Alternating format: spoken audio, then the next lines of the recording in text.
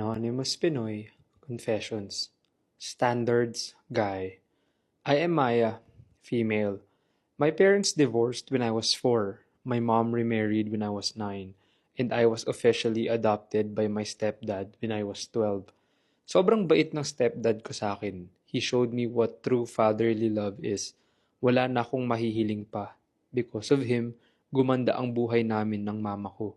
Pinag-aral ako sa sikat at prestigious schools sa Manila, and I won't be the person that I am today without his guidance and love. Meron din akong dalawang half-siblings from my stepdad. When I was 14, I already knew na ang standard ko when it comes to guys ay ang stepdad ko. Man of his word, provider, responsible, and syempre, guwapo. Strangely at 14, I found my stepdad attractive. Sobrang weird. I had this sudden, weird urge towards him. Hindi ko ma-explain. It was a strange feeling. Knowing that this was during my puberty stage, so my hormones were wild.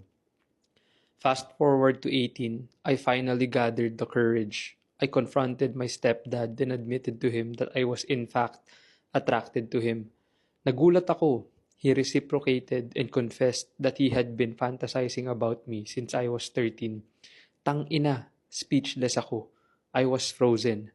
Then next thing I know, naglalaplapan na kami sa kusina.